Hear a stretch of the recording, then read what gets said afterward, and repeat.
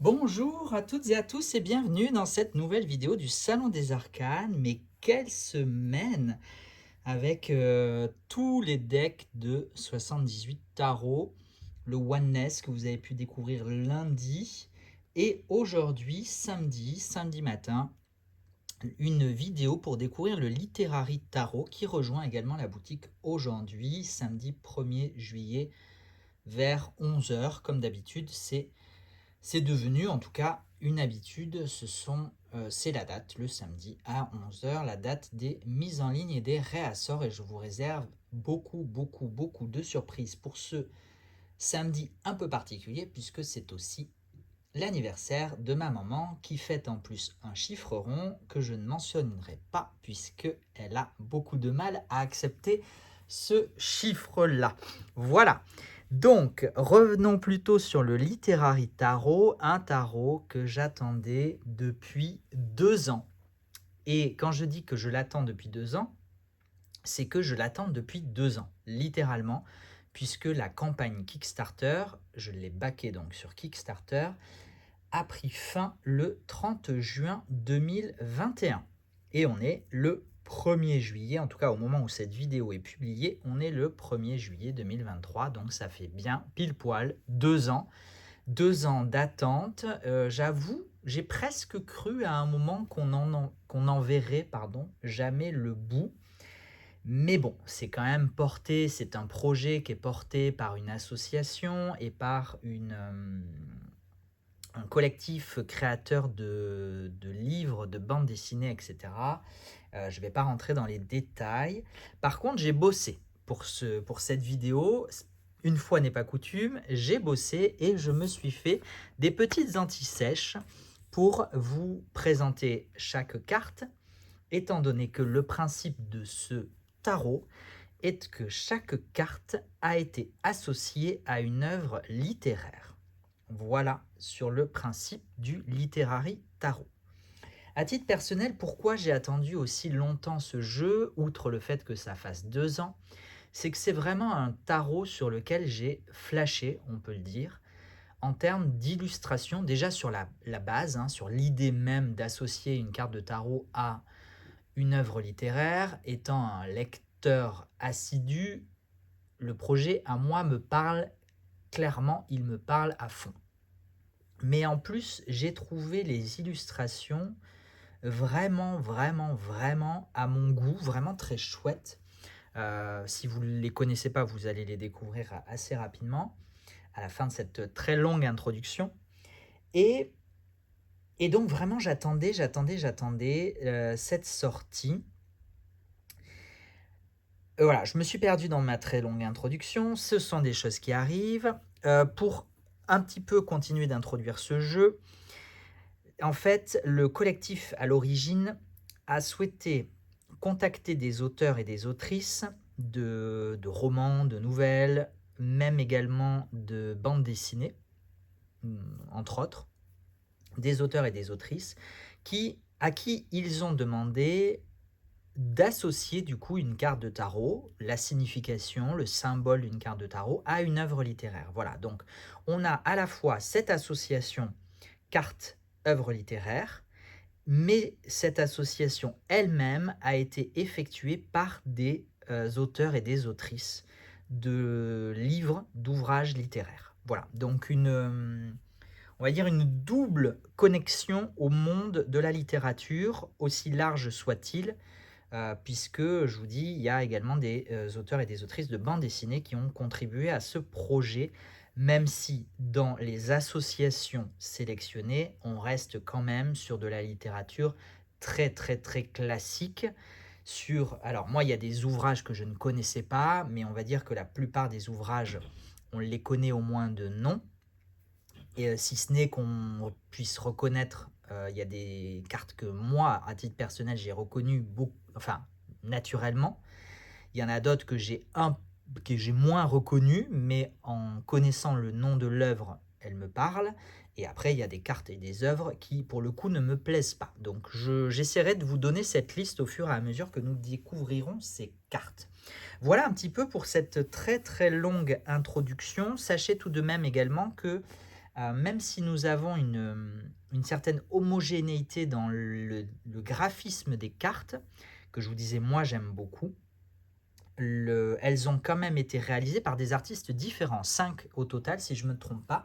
Un artiste pour les arcanes majeures et ensuite des artistes différents également pour chaque suite d'arcanes mineures. Voilà, voilà pour le tarot qui s'accompagne du coup, vendu séparément, d'un ouvrage, un véritable ouvrage, d'un livre en couverture rigide qui pèse son pesant de cacahuètes, qui également est de taille voilà, comparé à ma main, donc plutôt c'est un beau livre que je vais vous présenter, et également vous pourrez retrouver en boutique, j'aurai pas beaucoup d'exemplaires, mais le tapis de tirage, je vous donne un petit aperçu.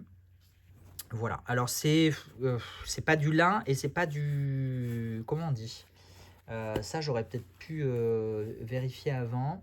C'est clairement pas du coton, c'est pas non plus de la soie, c'est pas non plus du velours. C'est un petit peu synthétique comme matière. Voilà, je préfère prévenir, c'est une matière un peu synthétique. Moi, je trouve le design très très beau. Maintenant, il faut aimer le doré. Voilà, il faut aimer le doré et je préfère prévenir que pour ce tarot, il faut vraiment vraiment aimer le doré. C'est un peu mon petit point noir. Il faut bien trouver quand même des petits points négatifs de temps en temps, ou en tout cas si on veut rester suffisamment objectif. Il y a des tarots qui sont parfait, je pense. Est-ce qu'il y a des tarots parfaits? Je ne sais pas. Est-ce que ça existe, le tarot parfait? En tout cas, voilà. Moi, celles et ceux qui sont habitués à ces vidéos savent que voilà, le doré est avec parcimonie. Mais là, il n'y a pas eu de parcimonie. Clairement pas de parcimonie. Au niveau du livre, je vais commencer par ça. Au niveau du livre, voilà, donc je vous disais couverture rigide, tranche dorée. Donc les pages collent un petit peu, hein, puisque bah, du coup, on a doré les tranches, donc forcément ça colle un petit peu les cartes entre elles, mais elles se décollent suffisamment bien. C'est un ouvrage qui est relié, c'est-à-dire qu'on peut voir on peut voir la couture, et donc du coup quand on l'ouvre, on a parfois voilà ces petits défauts, c'est-à-dire qu'on voit, on voit la couture et du coup on voit parfois les endroits. Voilà. Je préférais le signaler également, mais sinon c'est un très très très beau livre sur lequel on a plein de pages illustration de la carte. On a le nom, l'œuvre, la personne qui a associé l'œuvre à la carte. On a cet encadré qui reprend l'explication, la signification de la carte avec quelques éléments. Alors c'est, désolé pour la luminosité, mais j'ai voulu garder une luminosité naturelle, j'ai pas allumé la lumière. On a donc cet encadré qui en fait, c'est cet élément-là qui est repris dans le petit livret à l'intérieur de la boîte du tarot. Voilà. Donc tout le reste, c'est des éléments complémentaires. Et donc on en a pour chacune des cartes. On a une petite introduction quand même avec... est-ce qu'on a des exemples de tirage? Oui, on a quelques exemples de tirage. Et on a surtout, en deuxième partie, toute une... J'essaie de le... A priori, elle va être là, justement. Donc ça, c'est un des artistes. L'artiste qui a, par exemple, dessiné les arcanes majeures.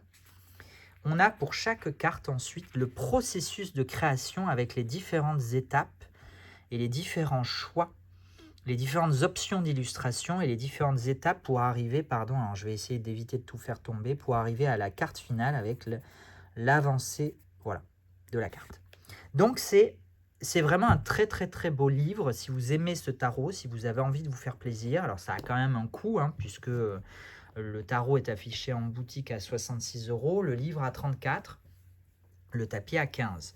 Voilà, donc ça reste un coût, mais c'est un très bel ouvrage. Alors moi, j'ai ouvert un bouquin et je me suis rendu compte, voilà, il y a quand même des petites traces. Voilà, ça malheureusement, j'y peux pas grand-chose. J'ai essayé quand même de maintenir un prix abordable. Pareil sur les bordures, comme d'habitude, bah, dès que c'est coloré, dès que c'est doré comme ça, il y a quand même souvent des défauts. Voilà. C'est pour ça que je comprends d'autant moins ce choix de toujours mettre des bordures dorées, ou très souvent mettre des bordures dorées. En tout cas, mis à part ces petits défauts, et puis celle de la couture, comme je vous disais, voilà, là on a un exemple frappant. Mis à part ces petits défauts, le livre est vraiment somptueux. Moi, les dessins, je les trouve, je vais éviter de cracher dessus encore une fois, somptueux. Et il y a vraiment des informations de fond. Voilà, il y a vraiment une plus-value dans ce livre-là par rapport à certains ouvrages, des fois, où la plus-value avec le petit livret ou par rapport à, je sais pas, juste rien. Bon, là, il y a vraiment, c'est vraiment un livre intéressant à avoir, encore une fois, si on a envie d'avoir cette collection, si on a envie d'approfondir le travail de ce tarot, le travail qu'il y a sous ce tarot, les associations entre les cartes, etc. Ça peut être vraiment un très très beau cadeau à se faire ou à faire à quelqu'un. Sachez juste que je n'ai que 4 tapis de tirage, je n'ai que 4 gros bouquins comme cela, et j'ai une toute petite vingtaine de tarots. Je suis en train d'essayer de voir si je peux m'en procurer, si je pourrais à l'avenir m'en procurer d'autres. Je n'ai pas la réponse au jour où je tourne cette vidéo. Donc, si le jeu est en rupture de stock, j'ai vraiment des doutes sur le fait qu'il se vende en un week-end. Mais imaginons, le jeu se vend en un week-end, il est en rupture de stock, n'hésitez pas à vous inscrire à la liste de notifications parce que moi, du coup, j'ai le nombre de personnes inscrites qui s'affiche et ça me permet du coup de moduler, même si j'ai aussi constaté que c'était un danger pour moi de me focaliser sur les listes de notifications parce que parfois je commande, si j'ai 50 personnes, je commande 50 jeux et en fait j'en vends 10. Bon, voilà, donc essayez de vous inscrire vraiment si vous êtes intéressé. Ne vous inscrivez pas comme une... Faites votre wishlist si vous voulez faire votre wishlist. Là, il n'y a pas de souci, moi je ne vais pas voir dans vos wishlists, c'est perso, c'est privé. Par contre, les listes de notifications, moi j'y ai accès et vraiment essayez de vous y inscrire que et si et seulement si, comme on disait pendant mes études de droit, si et seulement si vous avez vraiment une intention d'acquérir ce jeu à l'avenir parce que moi, du coup, ça engage quand même mes finances et donc la viabilité de cette boutique. Voilà pour le petit message. Un autre petit détail sur ce tarot, et je suis passé complètement à côté et je m'en veux vraiment beaucoup, c'est qu'il existe un booster pack, donc un petit pack avec quelques cartes alternatives, notamment des cartes alternatives sur la carte des amoureux, et avec une représentation notamment de Achille et Patrocle en carte des amoureux. Et je m'en veux beaucoup d'être passé à côté de ce pack que j'ai découvert en fait en recevant le jeu et pas au moment où j'aurais pu en commander. Je m'en veux beaucoup parce que si vous avez suivi d'autres vidéos, à un moment j'ai évoqué mon traumatisme. Vraiment, je pèse mes mots. Mon traumatisme émotionnel à la lecture du Chant d'Achille de Madeline Miller, l'autrice de Circé également. Et donc du coup, cette carte des amoureux avec Achille et Patrocle, autant vous dire que je vais remuer ciel et terre pour obtenir ce booster pack. Donc si ce booster pack vous intéresse, n'hésitez pas à me laisser un petit mot en note de commande par exemple, si vous décidez d'acquérir ce tarot ce week-end ou plus tard, et que vous souhaitez acquérir le booster pack, mais vraiment si vous souhaitez acquérir le booster pack, laissez-moi un petit mot en note de commande ou un petit mail à contact@salondesarcanes.fr puisque je n'en commanderai pas beaucoup, je pense que j'en commanderai une dizaine maximum, mais du coup ça me permet de mieux cibler si je sais qui est vraiment intéressé par ce booster pack. Voilà. Pour cette très longue introduction et cette présentation aussi du livre, on va aller découvrir maintenant de façon un peu plus approfondie ce tarot à proprement parler. Et on commence par cette boîte tout en dorure, je vous ai dit, il faut aimer les dorures. Et très sincèrement, moi, c'est vraiment le point noir pour moi de ce tarot. Je rêve qu'un jour, ils sortent une édition sans toutes ces dorures. Très sincèrement, je pense que le jeu ne s'en porterait pas plus mal. Mais bon, je reste quand même très très fan de ce tarot qui vient donc dans une boîte qui s'ouvre par un rabat latéral, illustré intérieur-extérieur. C'est très très beau. Alors, on a, voilà, moi ça c'est le genre de truc que j'aime pas trop, où on a un boîtier dans la boîte. je trouve que ça, alors d'un côté, ça protège peut-être un peu plus les cartes, mais moi, je trouve que ça a aussi un peu tendance à les abîmer un peu plus. Mais bon, et puis ça a tendance à s'abîmer très très vite puisque ce n'est vraiment que du carton très très léger. On a quand même un petit ruban pour sortir les cartes, ça c'est pas mal. Voilà pour la boîte que je vais laisser de côté. Je vous présente très brièvement le livret, également tout en dorure, où je vous disais qu'on avait voilà, les éléments qui étaient encadrés dans le livre, dans le gros livre, dans le beau livre.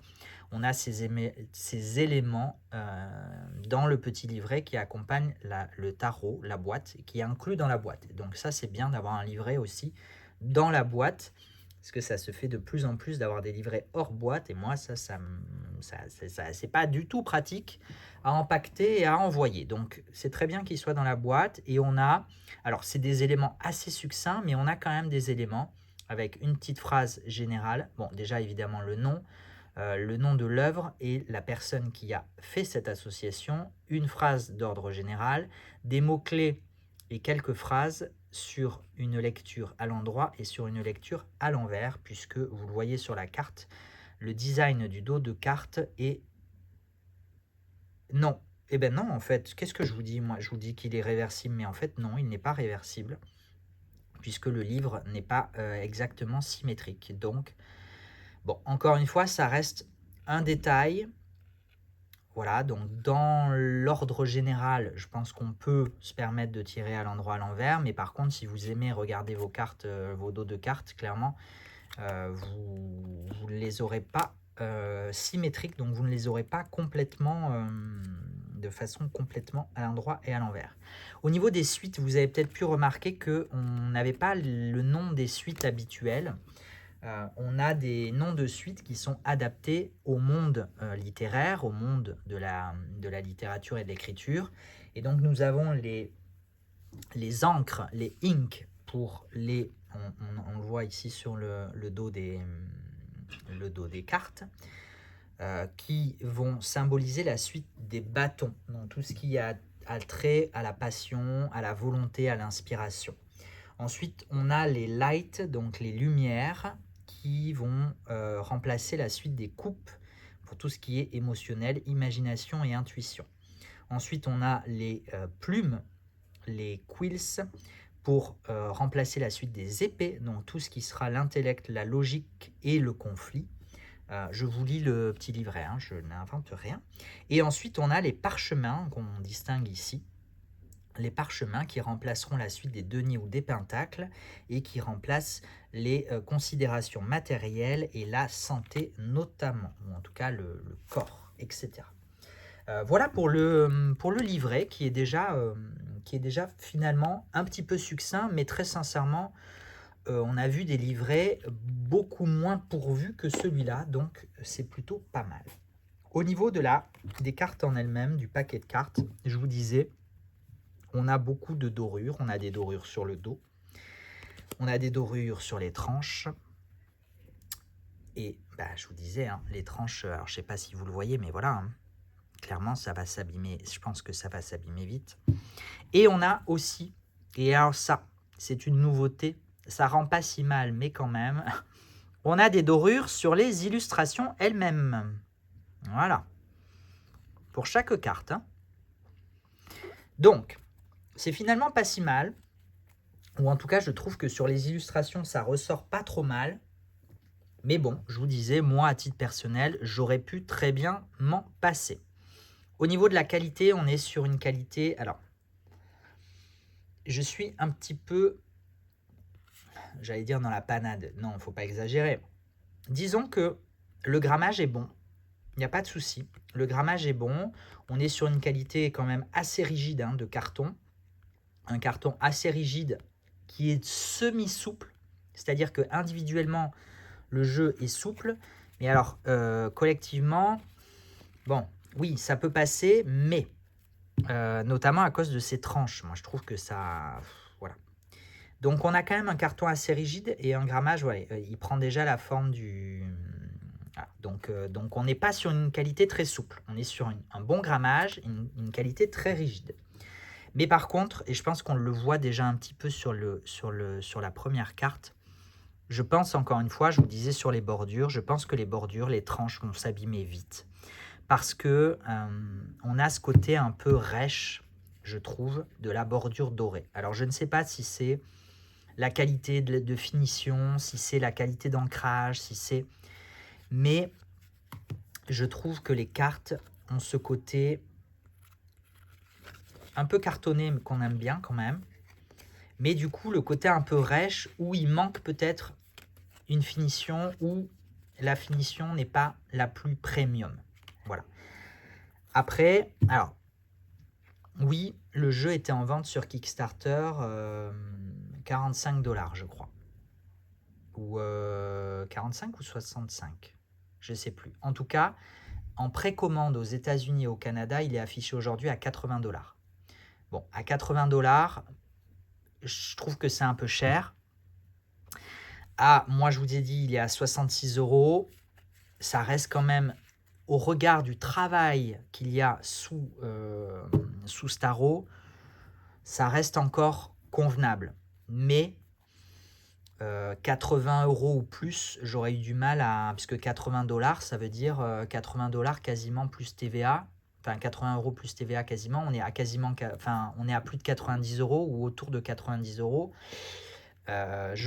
Voilà, j'aurais pas été très à l'aise à vendre ce jeu 90 € en raison de ces petits défauts où je trouve la qualité, elle est bonne, mais elle aurait pu être meilleure. Voilà, c'est un peu ce que je voulais dire, mais encore une fois, c'est un tarot créé par un collectif, par une association, pas forcément des professionnels du monde du tarot non plus, même si évidemment il y a dans ce collectif des personnes qui ont été des professionnels du tarot, ou en tout cas je ne sais pas s'ils sont professionnels, encore une fois je ne les connais pas intimement, mais en tout cas des personnes dont à l'expertise, qui ont une expertise dans le monde du tarot, ont évidemment été associés pour constituer ce jeu. Mais voilà, en termes de création, en termes techniques, c'est pas non plus c'est pas des pros de jeux de tarot. Donc je pense qu'ils ont fait ce qu'ils ont pu et c'est déjà très bien. Je vous dis, le rendu est quand même pas si mal malgré quelques petits défauts et une finition qui manque peut-être un peu, ou en tout cas, moi je pense que les cartes risquent de s'abîmer en une pratique, avec une pratique régulière, si ce n'est quotidienne, du jeu. J'ai peur que ça s'abîme un peu, étant donné qu'on voit déjà un petit peu que sur certaines tranches, ça c'est un petit peu... voilà, il y a quand même des marques qui commencent à apparaître. Voilà, là par exemple, on voit des petites marques également sur la carte. Je ne sais pas si vous le voyez, mais des petites striures. Alors c'est vraiment... faut mettre le nez dessus, hein, encore une fois. Moi, ça ne me dérange pas. Mais d'expérience, je sais qu'il y a des personnes que ça dérange. Je peux vous le dire. Voilà. Donc, écoutez, moi, ce que je vous propose, c'est que j'ai ma petite liste ici. Donc, je vais me la mettre... c'est écrit petit, mais je pense que je vais réussir à voir. Et puis, je vais vous passer les cartes les unes après les autres. Et en vous donnant le nom de l'œuvre et de l'auteur en français, hein, puisque je vous ai dit que j'avais un petit peu travaillé, j'ai traduit tout le livre. Non, j'ai juste traduit le nom des œuvres et de leur auteur. Parce qu'en anglais, il y en a certaines qui vous auraient peut-être pas parlé, en tout cas à moi, elles ne me parlaient pas trop. Donc on y va, on commence avec une première carte, la carte du fou, qui est, je pense, évidente pour tout le monde. Il s'agit du Don Quichotte de Cervantes. Le magicien représente la pérégrination vers l'ouest de Wu Cheng'en. Personnellement, je ne connais pas. La grande prêtresse représente une pièce de Shakespeare. Alors Shakespeare, vous allez voir, il revient quand même 4 ou 5 fois, je crois. Le roi Lear. Lear, je ne sais pas comment on prononce. Mais voilà, le roi Lear. L'impératrice est associée au comte de la bourgeoisie de Basse, de Geoffroy Chaucer. Encore une fois, j'espère que ça se prononce comme ça.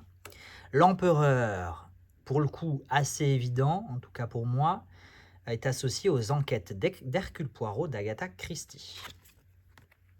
Le hiérophante représente 20 000 lieues sous les mers de Jules Verne. Et je je vais aussi préciser que ce jeu ne s'adresse pas aux personnes anti-wokisme, puisqu'il y a quand même, je pense, certaines... comment dire ça? Et encore une fois, c'est pas un jugement, hein, c'est juste une constatation, une remarque, une observation. Voilà, une observation. C'est qu'il y a, je pense, une diversité qui a été intégrée à la représentation de certaines œuvres littéraires. Voilà, en termes de couleur de peau, notamment. Et c'est très bien, enfin, encore une fois, pas de jugement, pas de remarque, pas de débat. Je suis pas là pour débattre, je fais juste une observation.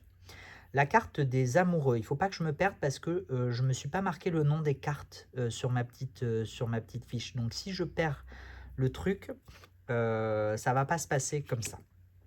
On va perdre beaucoup de temps déjà, ça fait 25 minutes, mes pauvres, merci d'être encore là.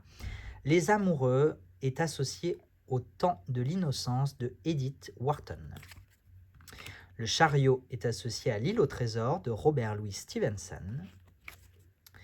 La force est associée à l'étrange cas du docteur Jekyll et Mr. Hyde de Robert Louis Stevenson également. L'ermite représente Frankenstein de Mary Shelley. La roue de fortune est associée à la foire aux vanités de William Makepeace Thackeray. Je pense que Thackeray, oui, ça doit se prononcer comme ça. La justice représente le comte de Monte Cristo d'Alexandre Dumas, qui revient aussi quelquefois. Le pendu est associé à la chanson d'amour de J. Alfred Prufrock. Voilà. La mort est associée à Dracula de Bram Stoker. La tempérance est associée, alors là je n'ai pas trouvé de titre en français, donc peut-être que le titre anglais a été gardé, je ne sais pas, probablement. Il s'agit de The Cold Equations, donc les équations froides, on pourrait traduire, de Tom Godwin, qui doit être une œuvre de science-fiction. Le diable est associé à Moby Dick de Herman Melville. La tour est associée à Je suis d'ailleurs, une nouvelle de H.P. Lovecraft. L'étoile est associée à Émilie de la Nouvelle Lune de Lucy Maud Montgomery. La lune est associée à Alice au Pays des Merveilles de Lewis Carroll. Là, on voit par exemple, voilà, clairement là, alors ça s'efface un petit peu, mais quand je vous parle de petits défauts de finition, voilà un peu de quoi je parle. C'est-à-dire que l'ancrage des tranches en doré comme ça, holographique, est tellement fort que du coup, je trouve qu'il ronge un petit peu les bordures. Voilà. Et donc après, on a ce côté un peu rêche de la bordure, un peu, ouais, un petit peu comme rongé. Voilà. Je ne sais pas si je me fais bien comprendre. Je pense que vous voyez, les habitués voient, c'est malheureusement pas le seul jeu de cartes dans ce cas-là. Donc voilà, reprenons un petit peu notre découverte des œuvres littéraires et de ces cartes de tarot avec le soleil associé au prince noir de Anna Sewell, quelque chose comme ça. Le jugement associé à l'enfer de Dante Alighieri. Et le monde, pour finir avec les arcanes majeures, est associé à... Alors, le nom de l'œuvre s'appelle Le Morte d'Arthur, qui signifie la mort d'Arthur, évidemment, qui est un recueil d'histoires d'Arthur et les Chevaliers de la Table Ronde par Sir Thomas Malory.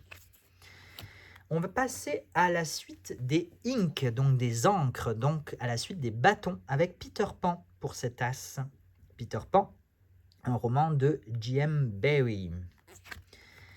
On continue avec le livre de la jungle de Rudyard Kipling. Le 3 d'encre est associé à l'œuvre avec vue sur l'Arnaud, un roman de Forster. Le 4 d'encre est associé à la fille du roi des elfes, un conte fantastique de Lord Dunsany. Le 5 d'encre est associé au mouron rouge, et non pas au moulin rouge. Non, au mouron rouge de Emma Orczy,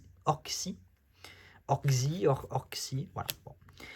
Le 6 est associé à l'Iliade de Homère. Voilà, vous y mettrez le héros que vous souhaitez. On a la chouette d'Athéna, donc voilà. Je ne sais pas s'il y a une volonté de représenter un héros de l'Iliade en particulier, mais l'Iliade en l'occurrence. Le Bisclaveret de Marie de France pour ce 7.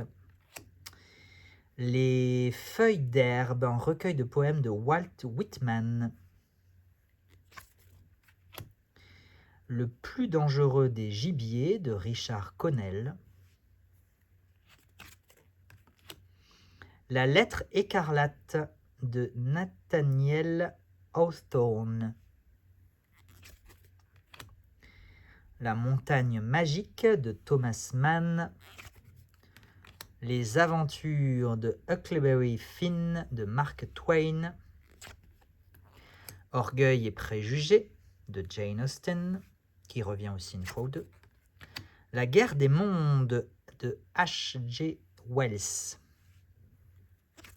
On passe à la suite des lights, des lumières, ou même des bougies, on pourrait presque dire, qui remplace donc la suite des coupes.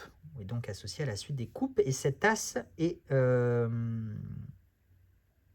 associée, voilà, il va falloir que je me bouge un peu, que je me réveille, à l'œuvre Carmilla ou Carmilla de Sheridan Le Fanu. Je ne connais pas personnellement, mais c'est ainsi. Ce 2 est associé à l'œuvre Emma de Jane Austen, à nouveau. Le 3 est le Magicien d'Oz de Lyman Frank Baum. Ici, on est associé à Bartleby ou Bartleby de Herman Melville. Le 5 est associé à Gatsby le Magnifique de F. Scott Fitzgerald. Beaucoup d'œuvres dans ce tarot qui ont été adaptées en film ou en série télé. Quand je vous dis que ce sont des classiques, ce sont vraiment des classiques. Les aventures de Tom Sawyer de Mark Twain. Le songe d'une nuit d'été de William Shakespeare. Le paradis perdu de John Milton. Anne la maison au pignon vert de Montgomery. Mrs. Dalloway de Virginia Woolf. Les grandes espérances de Charles Dickens. Histoire de Tom Jones, enfant trouvé, de Henry Fielding. Jane Eyre, ou Eyre, ouais, Jane Eyre, je ne sais pas comment on prononce, de Charlotte Brontë. Et on finit cette suite avec l'Odyssée de Homère. On passe à la suite des quills, donc des plumes, qui est donc associée à la suite des épées. Et on commence avec l'incontournable et surtout le reconnaissable entre mille, Sherlock Holmes de Sir Arthur Conan Doyle. Ici, c'est Antigone qui est représentée, une pièce de Sophocle. La patte de singe plutôt même, de W.W. Jacobs. Je ne connais pas. Walden ou la vie dans les bois de Henry David Thoreau. Crime et châtiment de Dostoïevski. La métamorphose de Franz Kafka. Le chat noir, une nouvelle fantastique de Edgar Allan Poe. La séquestrée de Charlotte Perkins Gilman. Ici, c'est Macbeth de Shakespeare à nouveau. Et là, on est Au cœur des ténèbres de Joseph Conrad. On passe au personnage de cour avec L'important d'être constant de Oscar Wilde. Représentation de Oedipe, roi de Sophocle. Représentation d'un conte ou d'une légende qui s'appelle Beowulf et qui n'a pas de... Je n'ai pas trouvé d'auteur ou d'autrice. Voilà, il n'y a pas de... Je pense que c'est une légende tellement ancienne, je ne sais pas. Il n'y a pas de... Voilà, Beowulf, je vous laisserai découvrir. Et on finit cette suite avec Penser pour moi-même ou les méditations de Marc Aurèle.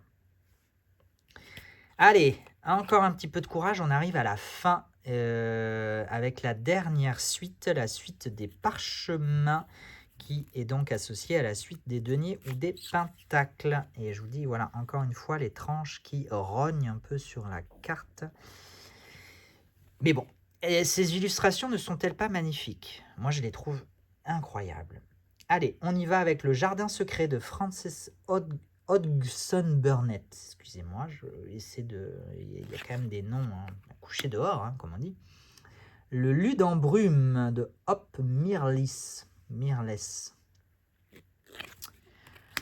Nos trois mousquetaires de Alexandre Dumas.